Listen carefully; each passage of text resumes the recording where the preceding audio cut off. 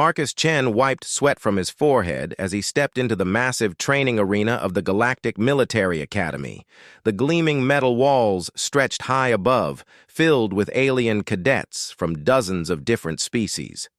Today marked his third week at the academy, and he still felt like an outsider among beings who had been spacefaring for thousands of years, while humans had barely left their solar system.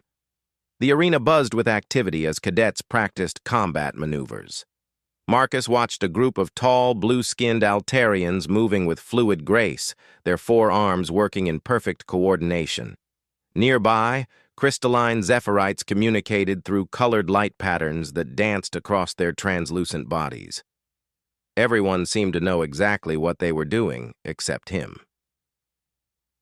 "Look what crawled out of the primitive sector!" A harsh voice cut through the noise.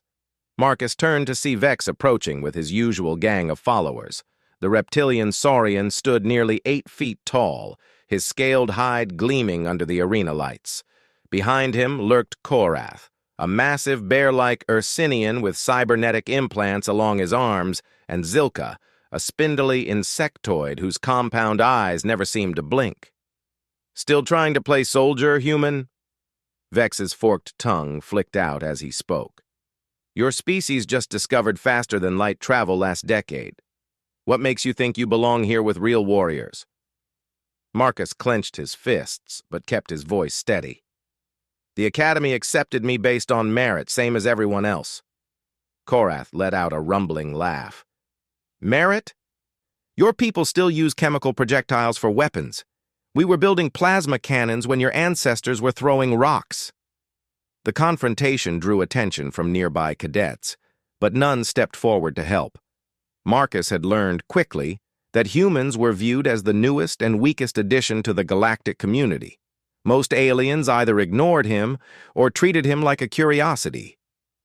"Tell you what, monkey," Vex said, using the derogatory term some aliens had adopted for humans. "Let's settle this properly. Combat trial. Right here, right now. Unless you're too scared to face a real predator." Marcus knew he should walk away. Academy rules prohibited unsanctioned combat between cadets.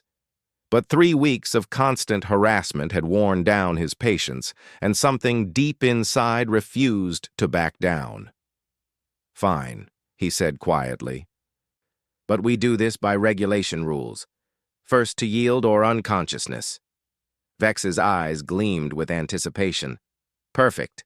Korath, clear some space. This won't take long." Word spread quickly through the arena. Within minutes, a large circle had formed around the two opponents. Marcus noticed several instructors watching from the elevated observation deck, but none moved to stop the fight. He suspected they were curious to see how the human would perform against established galactic species. Vex stretched his neck, producing an intimidating series of pops. His species were natural hunters, evolved from apex predators on a world where only the strongest survived. His claws extended with a metallic scraping sound. "Last chance to surrender, human! My ancestors were eating creatures like you when your world was still cooling." Marcus said nothing. He dropped into a basic fighting stance he had learned in Earth's military academies, keeping his weight balanced and hands ready. He looked small and fragile compared to Vex's imposing form. The Saurian moved first, lunging forward with surprising speed. His claws swept toward Marcus's chest in a move designed to end the fight quickly. But Marcus wasn't where Vex expected him to be.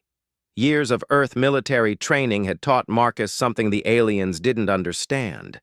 Humans might lack natural weapons or superior strength, but they excelled at one thing that evolution had drilled into them through millennia of warfare against their own species: adaptation and tactical thinking. Marcus slipped under the claw strike and drove his elbow into Vex's ribs. The Saurian's natural armor absorbed most of the impact, but the unexpected counter surprised him. Humans weren't supposed to be this quick. Vex spun around, his tail whipping toward Marcus's legs. Again, the human moved just enough to avoid the strike while landing a sharp punch to Vex's kidney area. It wasn't enough to cause serious damage, but it sent a message. The crowd murmured in surprise. This wasn't going according to their expectations. Frustrated, Vex abandoned finesse and charged forward, relying on his superior size and strength. His claws raked the air where Marcus had been standing moments before. The human seemed to flow around his attacks like water, never quite where the Saurian expected him to be. What the aliens watching didn't understand was that humans had spent their entire evolutionary history as persistence hunters. They were built not for short bursts of overwhelming power, but for endurance, adaptability, and the ability to outlast stronger opponents. Marcus let Vex tire himself with increasingly wild attacks. Each miss made the Saurian more frustrated and less precise. Meanwhile, Marcus landed small, targeted strikes at pressure points and joints, gradually wearing down his opponent's mobility. After 5 minutes of combat, Vex was breathing heavily. His species were designed for quick kills, not prolonged fights. Marcus, meanwhile, had barely broken a sweat. His heart rate was elevated but controlled, his breathing steady. The tide of the fight shifted dramatically when Vex, in desperation, overcommitted to a massive overhead strike. Marcus sidestepped and grabbed the extended arm, using Vex's own momentum to send him crashing to the ground. Before the Saurian could recover, Marcus had locked him in a chokehold that human military academies had perfected over centuries of hand-to-hand combat training. "Yield," Marcus said quietly. Vex struggled for several seconds before the lack of oxygen forced him to tap out. The arena fell silent as Marcus released the hold and stood up. The human had just defeated one of the Academy's most feared cadets using nothing but technique, endurance, and tactical thinking. In that moment, every alien present realized they might have seriously underestimated humanity's potential in the galactic community. News of the fight spread through the Academy faster than a quantum transmission. By evening, every cadet, instructor, and administrator knew about the human who had defeated Vex in single combat. Marcus found himself at the center of attention he never wanted, with aliens staring at him wherever he went. In the cafeteria, conversation stopped when he entered. Some looks were hostile, others curious, but all were intense. Marcus grabbed his nutrient rations and sat alone at a corner table, trying to ignore the whispered discussions happening around him. "Mind if we sit here?" Marcus looked up to see 3 cadets standing by his table. The speaker was Lyra, a graceful Etherian with silver skin that seemed to shimmer in the light. Beside her stood Jack, a sturdy dwarven whose people were master engineers, and Thys, a tall avian whose feathered crest indicated high intelligence among her species. "It's not my table," Marcus replied carefully. They sat down, and Lyra spoke first. "What you did today was impressive. Vex has been terrorizing first-year cadets for months. The instructors knew but never intervened because his family has influence in the Saurian military hierarchy." Jack nodded agreement. "His father is Admiral Vexthar of the 5th Fleet. Most cadets avoided confronting him to prevent political complications." "So why did you?" Thys asked, her head tilting in the characteristic way of her people. "You must have known about his connections." Marcus shrugged. "I got tired of being pushed around. Sometimes you have to stand up for yourself regardless of consequences." "That's very human," Lyra observed with what might have been admiration. "Most species would have calculated the political ramifications first." Their conversation was interrupted when Korath and Zilka approached the table. Without Vex, they seemed less threatening, but Marcus remained alert. "We want to talk," Korath said, his mechanical voice translator making his words sound even more grave than usual. Thys's feathers ruffled with tension, but Marcus gestured for them to continue. Zilka's compound eyes reflected the overhead lights as she spoke. "Vex will not forget this humiliation. His pride runs deeper than his intelligence. He will seek revenge, and when he does, it will not be in fair combat." "Why are you telling me this?" Marcus asked.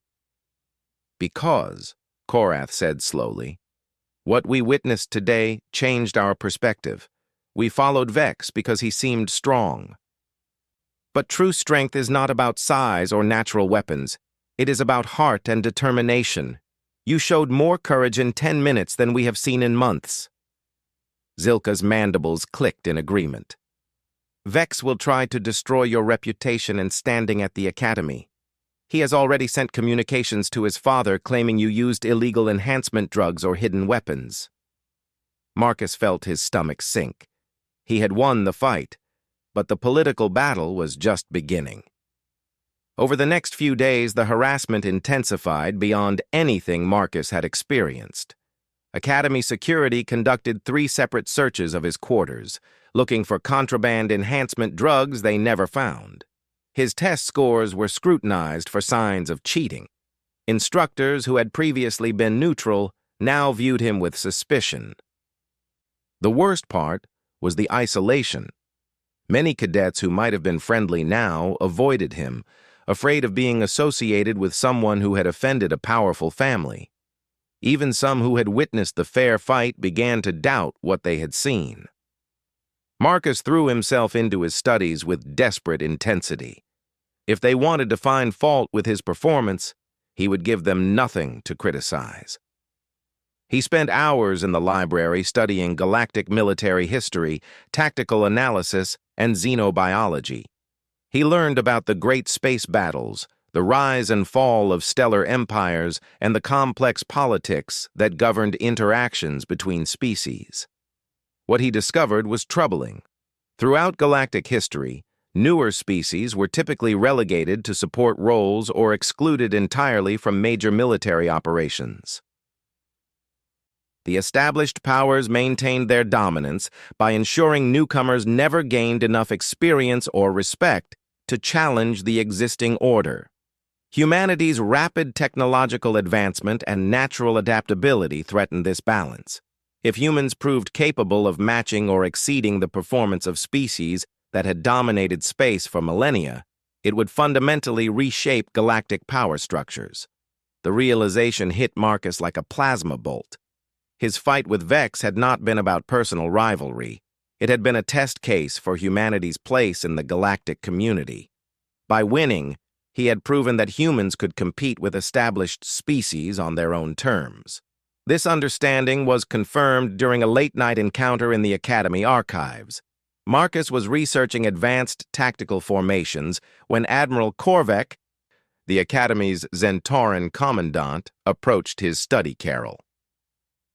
"Cadet Chen," the elderly alien said, his voice carrying the authority of decades in command. "Walk with me." They strolled through empty corridors lined with holographic displays showing famous battles and decorated heroes from across the galaxy. Admiral Korvek's 6 legs moved in perfect rhythm, his insectoid features unreadable. "Do you understand what you have begun?" he asked finally. "I defended myself against a bully, sir." "You did far more than that." Korvek stopped walking and turned to face Marcus directly. "You challenged assumptions that have governed galactic society for thousands of years. Every species here believes in hierarchies based on evolutionary advancement, technological sophistication, and military tradition. Humans threaten that hierarchy." Marcus remained silent, sensing that the Admiral had more to say. "Your species possesses something rare among galactic civilizations," Korvek continued. "You adapt and overcome regardless of circumstances. Most species specialize in particular environments or combat roles. Saurians are natural predators but poor team players. Ursinians are strong but lack flexibility. Avians excel at strategy but avoid direct confrontation. Humans appear to be generalists who can excel in any role when properly motivated. This makes you simultaneously valuable and dangerous to the established order." The Admiral resumed walking. "Vex's father has filed formal complaints demanding your expulsion. Several species representatives support him, claiming humans received preferential treatment during the admission process." They want to use you as an example to limit human participation in galactic military forces. Marcus felt the weight of representing his entire species. What do you recommend, sir? Prove them wrong, Korvac said simply. The Academy Championships begin next month. Teams of 5 cadets compete in simulated space battles, ground combat scenarios, and strategic planning exercises. Win that competition, and no one can question humanity's right to stand among galactic military forces. And if I lose? Then humanity will likely be relegated to auxiliary roles for the next century, if you are allowed to participate in galactic defense at all. As they reached Marcus's dormitory, Admiral Korvac delivered his final message. Choose your team wisely, Cadet Chen. The future of your species may depend on it.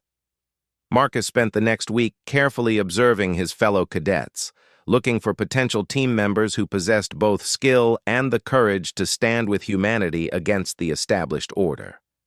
The Academy Championships were renowned throughout the galaxy, with winners often fast-tracked to elite military positions. His first choice was obvious. Lyra had approached him when others kept their distance, and her Etherian heritage brought natural telepathic abilities that would prove invaluable in coordinated operations. Her tactical mind was sharp, and she had consistently scored in the top 10% of their class. Jack was his second selection.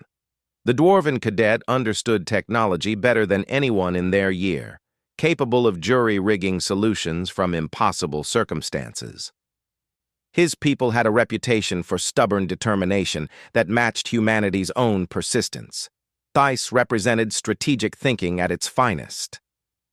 Avian military doctrine emphasized careful planning and flawless execution. Her analytical mind could spot weaknesses in enemy formations that others missed entirely. The final choice surprised everyone, including Marcus himself. He approached Korath in the engineering lab, where the massive Ursinian was working on power coupling modifications. "I want you on my team for the championships," Marcus said directly. Korath's cybernetic implants whirred softly as he processed this unexpected request. "Why would you trust someone who stood with your enemy?" "Because you had the integrity to warn me about Vex's plans for revenge. You chose what was right over what was easy. That matters more than past loyalties." The bear-like alien considered this for a long moment. "My species values strength above all else. Following Vex seemed logical because he appeared powerful. But true strength lies in protecting others, not dominating them. I accept your offer." Their team was complete, though hardly favored to win. The competition featured established powerhouses like Team Apex, led by Vex and composed entirely of traditional military species. Team Hegemony represented the old guard with centuries of combined tactical experience. Team Unity brought together the galaxy's most technologically advanced civilizations. Training began immediately. Marcus quickly discovered that leading a multi-species team required skills no human military academy had taught him.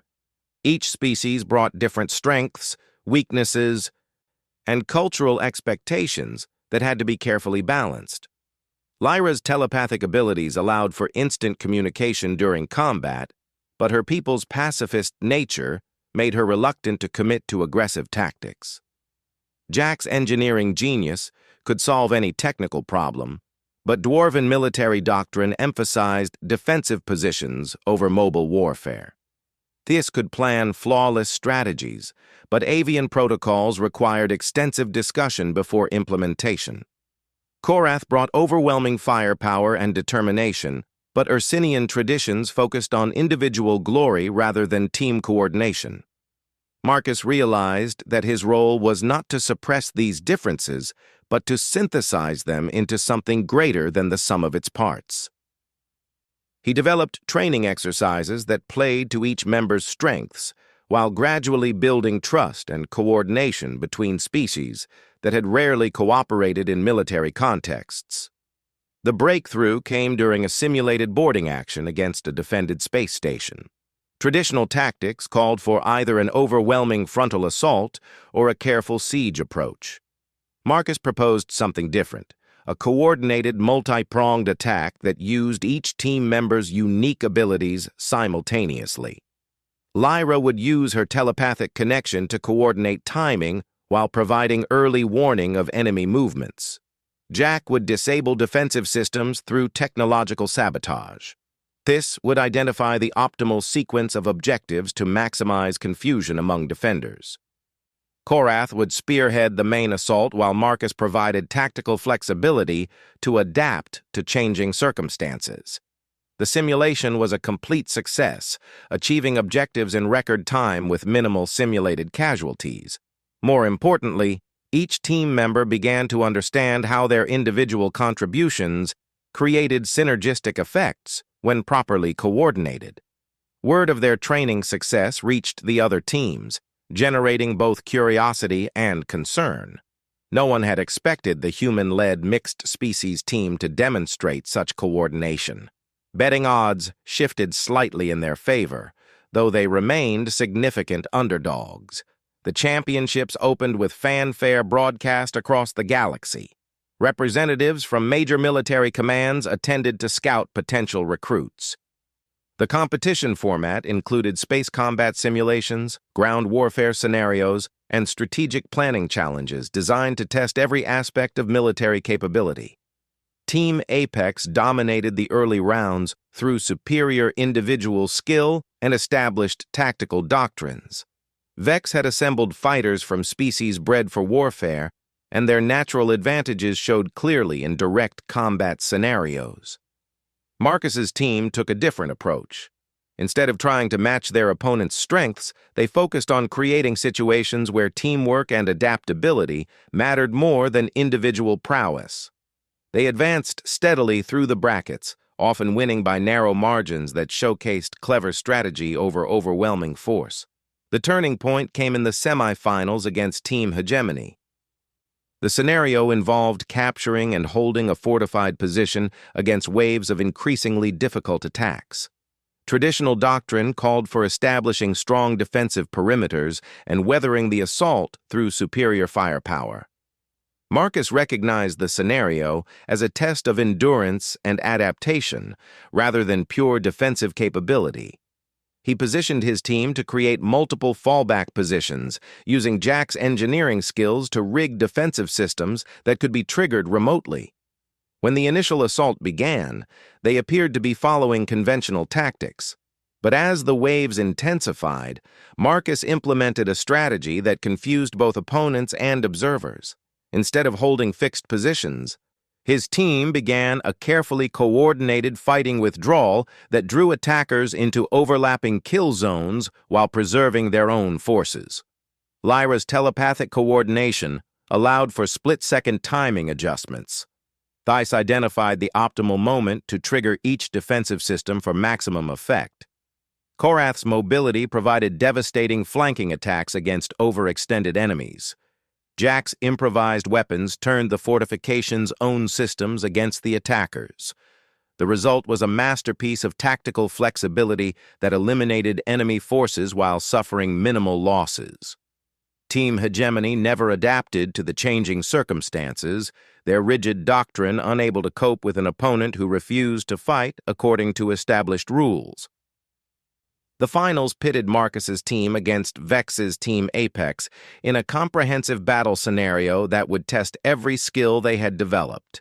The setting was a contested star system with multiple planets, asteroid fields, and space stations that had to be captured and held simultaneously.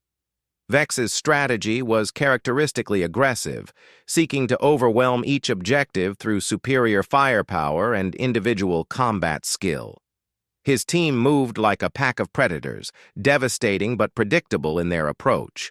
Marcus deployed his team across multiple objectives simultaneously, using their coordination to maintain communication and mutual support despite physical separation. They fought a connected battle rather than isolated engagements, with each member's actions supporting the others even across vast distances.